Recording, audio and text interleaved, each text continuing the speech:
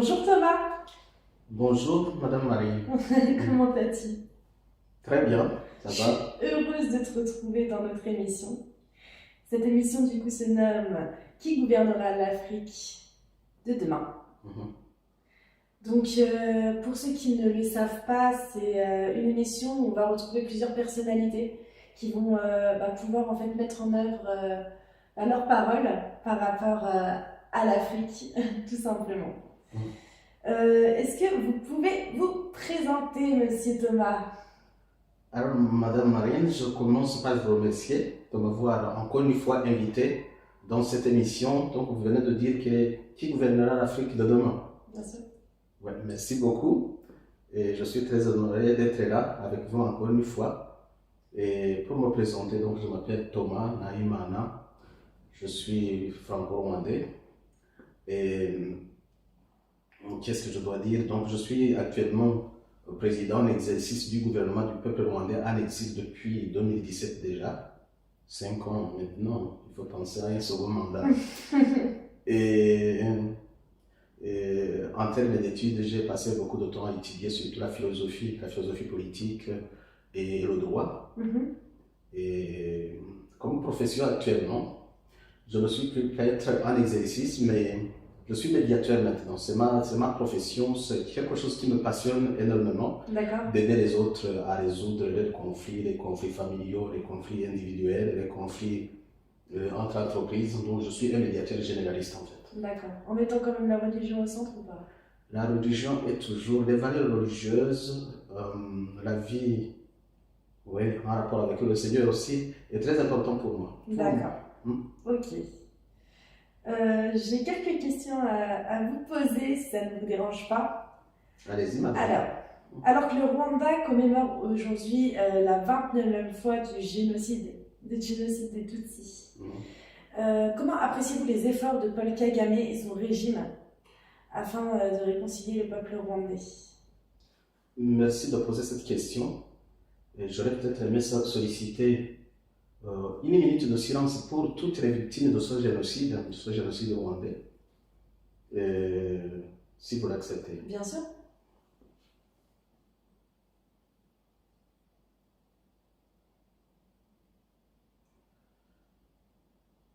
Merci. De rien. C'est vrai que j'étais en 90-94, j'étais jeune, j'étais encore à l'école secondaire, mais en 94, j'ai commencé déjà le grand séminaire en philosophie, donc j'avais 23 ans, 24 ans. Donc j'ai tout vu se passer en ce moment-là.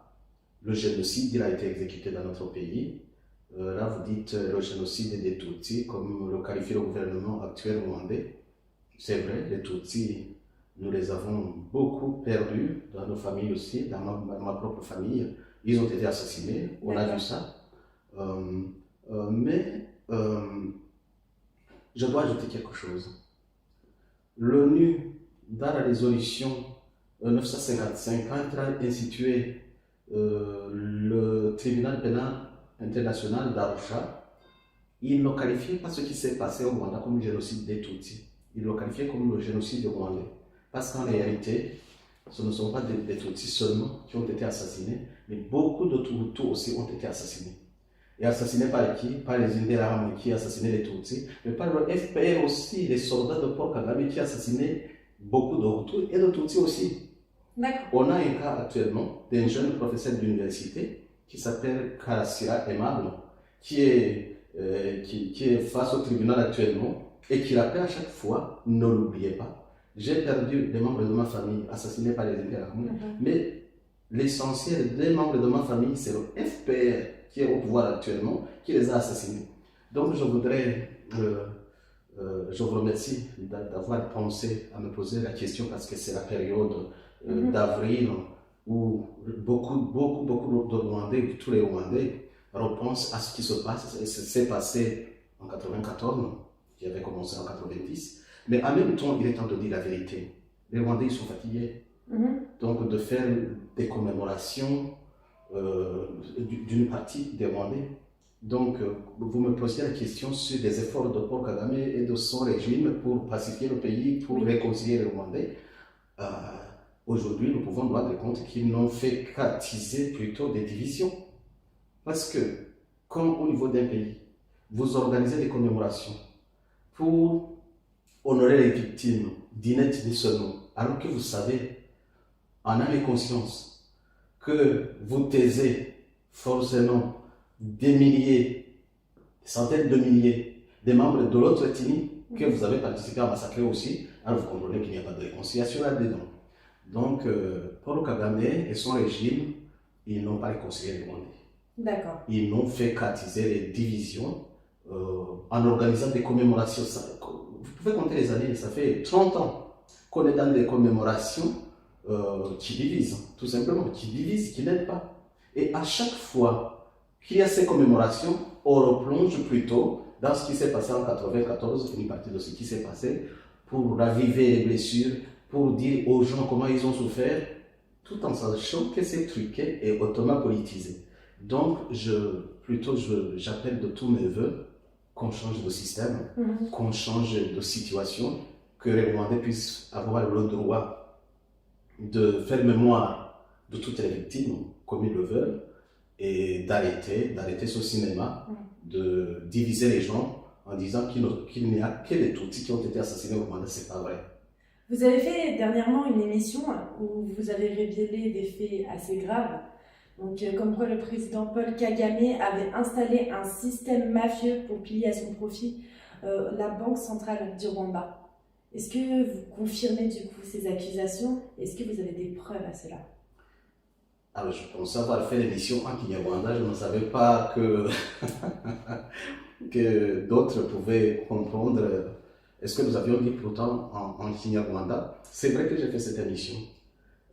On révéla ces faits très graves, comme vous dites, parce que nous avons découvert, et c'est des informations que je ne pouvais pas avoir. Donc, c'est des gens crédibles qui ont travaillé à la Banque nationale ou la Banque centrale du Rwanda, qui m'ont donné tout, cette personne m'a raconté, ils m'ont montré même des documents, en termes de preuves, comme vous dites, que justement, et c'est vraiment incroyable d'entendre ça, le président Paul Kagame, qui est devenu président de la République en 2000, en évinçant son prédécesseur qu'il avait lui-même mis en place comme président, c'est Pasteur Bizimungu. Donc, en étant président, il a fait les nominations nécessaires. Il a nommé aussi un nouveau gouverneur à la Banque centrale ou la Banque nationale du Rwanda, comme elle s'appelle, du nom de François Kanimba. Et avec lui, ou avec son équipe, ils ont organisé un pillage incroyable de la Banque nationale. Et comment est-ce qu'ils ont organisé tout ça? En fait, pour que ce soit compris, Paul Kagame et son armée, le FPR, avaient tenté de piller la Banque nationale, même avant de prendre le pouvoir. Parce qu'ils étaient en guerre, donc ils voulaient financer la guerre. La guerre coûte cher. Donc, ils avaient tenté, en fait, d'introduire des faux billets avant donc, la prise du pouvoir pour que ces billets rentrent sur le marché rwandais et que comme ça, ils puissent financer la guerre. Ils ont tenté plusieurs fois. Je me suis informé auprès des autorités de la Banque nationale qui étaient là avant 1994. Ils m'ont confirmé que c'était vraiment de leur part une guerre acharnée contre ces tentatives d'introduire des faux billets qu'ils fabriquaient en Ouganda, en Somalie. D'accord. Je ne donne pas de détails en ce moment, mais j'ai trop de détails sur toutes ces tentatives. Il y a même des noms de gens qui ont été attrapés avec des billets qui tentaient de mettre dans le système. Mais la Banque nationale, en ce moment-là, était très vigilante. Elle a pu combattre ce fléau. Mais quand ils ont pris le pouvoir, alors ils se sont, comme je disais, Paul Kagame a nommé donc un nouveau gouverneur et ils se sont servis d'un service qu'on appelle triage. Ça s'appelle comment? Je peux vérifier un tout petit peu seulement. Et c'est le service qui s'appelle comptage et triage. C'est un service, donc il y avait deux services, je crois, le service de la caisse principale en dessous ou avec donc, le service comptage et triage. C'est un service qui s'occupe des billets abîmés, des billets de banque abîmés, et bien qu'on qu'on retire de la circulation, mais qu'on remplace par après. Qu'est-ce qu'ils ont fait? Donc, j'allais dire, c'est intelligent d'avoir fait cela. C'est pas intelligent, c'est plutôt de la part des présidents de la République. C'est un banditisme de notre type. Donc, ils ont fabriqué des nouveaux billets, des faux billets, en fait. Alors, pas des machines qui étaient à Kampala, et pas des machines qui étaient au Rwanda, qu'ils avaient installées au Rwanda, à Bilogo plus précisément. Au moins, des personnes m'ont dit la machine qu'ils ont eux-mêmes visitée. Alors, ils ont fabriqué donc de nouveaux billets, et après les avoir fabriqués, ils les brûlaient. Ils les brûlaient donc en partie et les ramenaient à la banque comme c'était des billets qui avaient perdu dans un incident, dans un incendie en fait. Et au service comptage, donc le service, comme je disais, comptage et triage, donc acceptait ces billets comme des vrais billets mais qui étaient abîmés. Donc ils procédaient au remplacement. Alors, ils ont été jusqu'à me dire que toutes les semaines, ils amenaient 100 millions de francs rwandais à la banque, donc abîmés dans des situations comme des incendies, et se faisaient ces biens où la Banque nationale les remplaçait et donnait cet argent aux bénéficiaires. Et c'était la présidence de la République en ce moment-là qui bénéficiait de tout ça, la présidence, c'est pour Kagame tout simplement.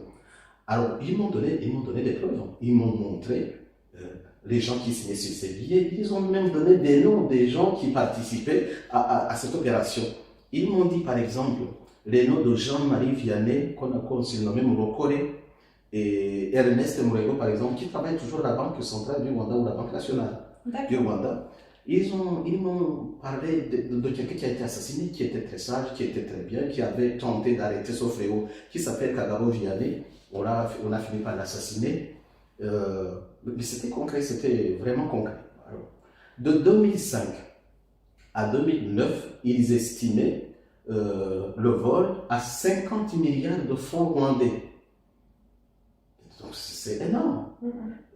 N'oubliez pas que c'est le président de la République qui est chargé de protéger les institutions du pays, notamment la Banque nationale, qui est en train de voler dans sa propre maison.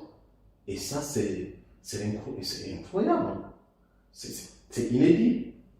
Et ils n'ont pas fait que cela.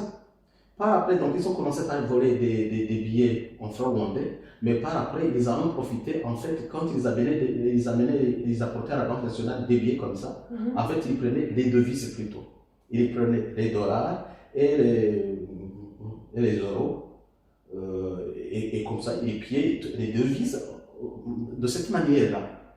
Et quand j'ai fait cette émission, en fait, j'ai eu beaucoup de retours. Et les gens me disaient, maintenant, on comprend ce qu'on voyait de nos yeux, mais qu'on ne pouvait pas comprendre. Parce qu'il y a beaucoup d'aides qui ont été données au Rwanda dans la période, dans la décennie 2000, 2002, 2010. On aidait les rescapés du génocide, on aidait à la reconstruction du pays, donc je dis la communauté internationale, des millions et des millions de francs qui sont plutôt de devises qui sont entrées dans le pays, mais qu'on ne voyait pas, on ne voyait pas ce que cet argent faisait, alors que les types volaient cela pour eux.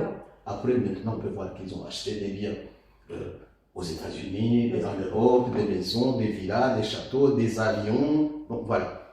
Donc, c'est pour ça que nous avons dénoncé cela. Mais ce qu'il y a de terrible dans tout ça, un président de la République qui pille la banque centrale du pays. C'est inédit. Bon, voilà pourquoi j'ai fait cette émission et c'est pas fini. Parce que après j'ai eu beaucoup d'autres données que je donnerai par après. Là, vous m'avez demandé si j'avais des preuves, j'en ai. D'accord. J'en ai. J'aurais pu vous montrer quelques documents, mais il y a des noms des gens qui ont signé là-dessus.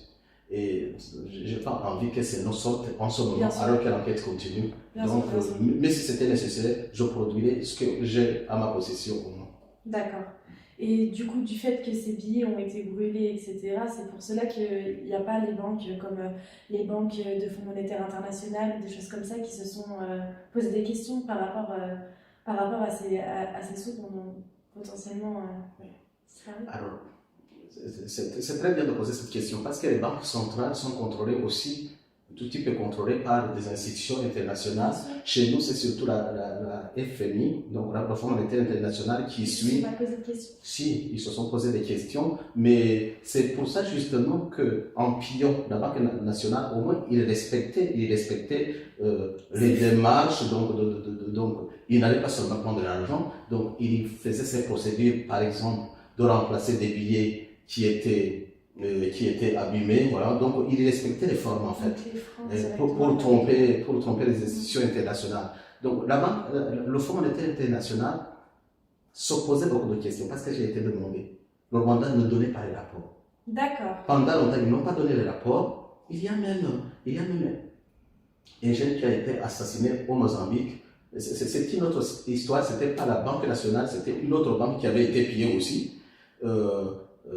Et le Fonds monétaire avait tenté de contacter cette personne-là pour lui demander ce qui se passait. Le jour où il avait rendez-vous avec les agents du Fonds monétaire international, il a été assassiné au Mozambique. Donc ils se sont posé la question. Le Rwanda ne donnait pas de rapport du tout à un certain moment. Après, et puis le gouverneur et les autres agents étaient très embêtés à cause de ça parce qu'ils ne voulaient pas donner les rapports. J'ai vérifié cela. Je sais qu'il y avait des problèmes et des difficultés par rapport à ces institutions de contrôler ce qui se passe au Rwanda. Voilà. D'accord, ok. Et une dernière petite question. Donc, quelles sont les échéances électorales? J'avais quelque chose à ajouter. Parce que les conséquences, vous ne pouvez pas piller une banque comme ça, le pays tombe en faillite, sinon ce n'est pas crédible. Et c'est pour ça qu'ils n'ont pas pillé seulement le Rwanda en fait. Ils ont été aussi pillés le Congo à côté. Et c'est le Congo qui a donné au gouvernement de Kagame en fait de ne pas tomber en faillite tout simplement. Et qu'est-ce qu'ils ont fait? Cette fois-ci, ils n'ont pas créé des faux billets du franc rwandais, mais ils ont créé des dollars américains qu'ils ont déversés sur le Congo. Le Congo à côté de nous, c'est un grand pays. Et le Congo a un problème particulier parce que depuis longtemps, sa monnaie nationale ne marche pas. Donc, ils utilisent des dollars américains, même pour acheter des bananes au marché. Et vous comprenez que quand les gens sont au marché, qu'ils utilisent, ils échangent des dollars comme ça, ils ont des dollars, ils n'ont pas de machine pour vérifier si c'est des faux ou des vrais billets. Alors, le Rwanda en a profité pour déverser des millions et des millions de faux dollars sur le marché et acheter des biens, acheter de l'or, acheter des véhicules, acheter des terres, acheter du bétail, acheter tout ce qu'on peut acheter avec de l'argent. Et c'est ça qui a permis à l'économie du Rwanda de ne pas dégringoler carrément et simplement. Même si, évidemment, on a eu des problèmes actuellement. On peut voir la valeur du franc rwandais qui se perd tous les ans. L'économie n'est pas du tout consistante s'il n'y avait pas le Congo qu'on pillait tous les jours. Et quand le Congo, parce que ça s'est vu au Congo aussi, évidemment, vous ne pouvez pas mettre en circulation des billets de banque qui circulent éternellement. À un certain moment, ils retournent à la banque centrale et doivent. Le billet finit toujours par retourner à celui qui l'a émis, donc aux États-Unis ou sur le marché international. Et à chaque fois, on voyait que c'était des faux billets. Le Congo s'est rendu compte de ce fléau chez lui, mais vous pourriez me poser la question pourquoi? Qu'est-ce qu'ils ont fait? Justement, ils ont tenté de corriger ce problème, mais à chaque fois qu'ils commençaient à s'y mettre, la guerre éclatait à l'Est. Donc le Rwanda organisait des rébellions pour attaquer le Congo, et le Congo depuis 30 ans est en guerre tous les jours, et ça empêche le gouvernement congolais de régler ce problème. Et c'est le Rwanda, c'est pas le Rwanda en fait, c'est Kagame et son régime qui en profitent toujours. Et là, vous pouvez comprendre qu'à chaque fois qu'ils envoient des militaires au Congo, il n'y a pas d'organisation, il n'y a pas de budget national qui est voté au Rwanda pour la guerre. Il n'y a pas de camions qui apportent la nourriture aux soldats qui sont sur le front au Congo. Qu'est-ce qu'ils donnent? Des dollars, des billets de banque. Et c'est comme ça que je dis que ces billets sont déversés sur le marché congolais et que le Congo a du mal à pouvoir contrôler ça. Par contre, cela a abîmé énormément et continue d'abîmer l'économie congolaise. Et moi, je ne doute même pas que toutes les économies de la région sont abîmées par le fait que le Rwanda de Paul Kagame ne respecte pas les législations et les accords internationaux. Donc, si vous êtes un gouvernement et que vous créez de la fausse monnaie, évidemment, vous faussez toutes les économies de la région. Et si on jette un coup d'œil du côté du Burundi, le franc burundais il dégringole tous les ans. Et moi je pense qu'il y a la main, il y a la main donc, du gouvernement de Kagame qui fonctionne comme une mafia réellement. Et il devait faire attention, en tout cas les gouvernements de la région, parce que le Rwanda ne respecte pas les contrats et les accords internationaux. Donc le Rwanda de Paul Kagame, et Paul Kagame son régime était un problème. Bien sûr. Il y a quelqu'un qui l'a qualifié de régime le plus cynique de l'Afrique. D'accord. Et c'est Wong qui vient de publier le livre de Michel ou Michaela Wong, intitulé Rwanda, assassin sans frontières, enquête sur le régime de Kagame. Et ce Wong-là qualifie ce régime de régime le plus cynique d'Afrique. Et je pense que c'est le nom qu'il faut donner à ce régime. Il est vraiment le plus cynique, mais il est temps qu'on mette un terme à ce régime. Du coup, Thomas, nous avons parlé du Congo. Est-ce que vous auriez un mot du coup à dire aux autorités congolaises? Alors, j'apprécie énormément le président actuel de la République démocratique du Congo, Félix Antoine Tshisekedi, pour tous les efforts qu'il fait sur tous les plans, sur tous les fronts. Il est sur tous les fronts pour, disons, le front militaire, parce qu'il y a la guerre à l'Est, le front économique pour relever son pays, le front démocratique. Il organise par exemple maintenant des élections pour l'année prochaine, et ça j'aime bien. Et surtout, le président, il a dit publiquement, que ce soit au niveau diplomatique, que ce soit au niveau de la communication interne dans son pays, il a pu distinguer le vrai ennemi de son pays. Il a dit que le problème du Congo n'était pas le Rwanda et le peuple rwandais, mais Paul Kagame seul et son régime. Il a été même jusqu'à dire qu'il était prêt à soutenir le peuple rwandais pour qu'il se libère du joug de cette tyrannie de Paul Kagame. Et là, je profite de cette occasion puisque vous me posez la question pour lui dire merci et qu'on est plusieurs au Rwanda à nous dire vraiment merci parce qu'il nous a compris et que nous le soutenons aussi. Et je peux parler même au nom de l'opposition rwandaise et lui dire que nous voudrions vraiment être des alliés et des alliés fidèles. Parce que nous apprécions son combat pour la vérité et pour la paix dans la région. Et nous apprécions sa main tendue. Et nous sommes prêts vraiment à aider aussi, à participer au rétablissement de la paix dans cette région. Et puis, puisqu'on vient de parler de tout le bazar que le gouvernement rwandais et toutes les misères que le gouvernement de Paul Kagame fait au peuple congolais, nous disons, qu'est-ce que nous devons dire à ce peuple qui souffre tant à cause de cette guerre, à cause de ces vols et pillages de la part de ce régime rwandais. Nous disons à ce peuple que nous comprenons sa souffrance, que nous sommes de son côté et que nous sommes prêts vraiment à participer pour que ce problème soit résolu. Et comme disait le président congolais, je suis d'accord aussi que pour trouver une solution, il faut chasser le régime rwandais, il faut chasser le régime de Paul Kagame et mettre un régime pacifique au Rwanda, un régime qui collabore avec tous les pays de la région et bien pour rétablir la paix. C'est ce que j'avais à dire au président congolais tout en lui souhaitant parce qu'il va en élection bientôt, donc de pouvoir gagner ses élections et continuer son action. D'accord. Donc du coup, je reviens à cette dernière question que je voulais vous poser. Oui. Il y a des échéances électorales prévues au Rwanda l'année prochaine. J'aimerais savoir si vous comptiez retourner afin de pouvoir postuler aux élections présidentielles. Alors, je rêve toujours de ce moment, de voir les Rwandais pouvoir participer vraiment à des élections présidentielles principalement. Parce que ce serait un moment, on voit ce qui se passe dans les pays voisins, qui ont l'occasion de participer vraiment à des élections et de choisir le président, de choisir les députés. Nous rêvons de ça. Et vous me demandez si l'année prochaine, je pense retourner au Rwanda aussi pour me présenter, comme j'avais tenté de le faire. Mais voilà, le problème, est-ce qu'il y a des élections au Rwanda? La compétition politique est interdite au Rwanda. les partis d'opposition n'ont pas le droit de faire de la politique réellement.